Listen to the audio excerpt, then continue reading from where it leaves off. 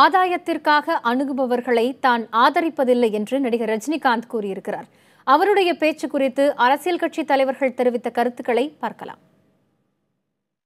அவரை வைத்து மட்டுமே காலூன்ற நினைக்கிறோம் என்று சொல்லும் விமர்சனமே 100% அல்ல 200% தவறு. ஏனென்றால் நாங்கள் தொடர்ச்சியாக எங்களது கட்டமைப்பை பலப்படுத்தி அதன் மூலம் நாங்கள் பலம் பெற வேண்டும் என்று தான் நாங்கள் நினைத்துக் கொண்டிருக்கிறோம். பாப்புலரான மேன் சுத்தமா இருக்குன்னு நினைக்கிறாரு. கடவுள் ஆன்மீகம் கலந்த ஒரு அரசியல்வாதி வேணுங்கிறது எல்லாருக்குமே தெரியுது. ஏன்னா தெய்வ நம்பிக்கையோட அது தெய்வம் இருக்கும்போது அது கிளியரா தான் வரும். அதனால பக்கத்துல தப்பானவங்க சேர்றதுக்கு வாய்ப்பு இல்லைன்னு அவரே சொல்லிட்டாரு. இப்ப லாஸ்ட் சொன்னது வர்ற மாதிரி தான் இருக்கு.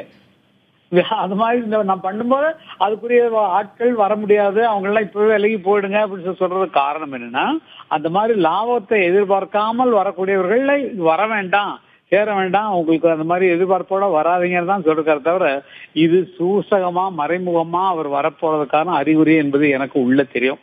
வருவார். அவங்க அரசியலுக்கு வரணும்னா எத்தனை வருஷம் இருந்தா அப்படியே சொல்லிட்டே இருப்பாங்க. ஆனா அந்த முடிவை அவங்கதான் எடுக்கணும்.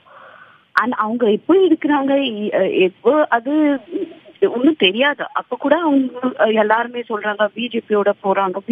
அப்படி ஒண்ணும் இல்ல. அவங்க அரசியலுக்கு வரணும்னா இது வரைக்கும் அவங்க மைண்ட் மேக்கப்பே பண்ணல. சோ எந்த பக்கம் போறாங்க என்ன பண்றாங்க அது ஒரு வேற விஷயம்.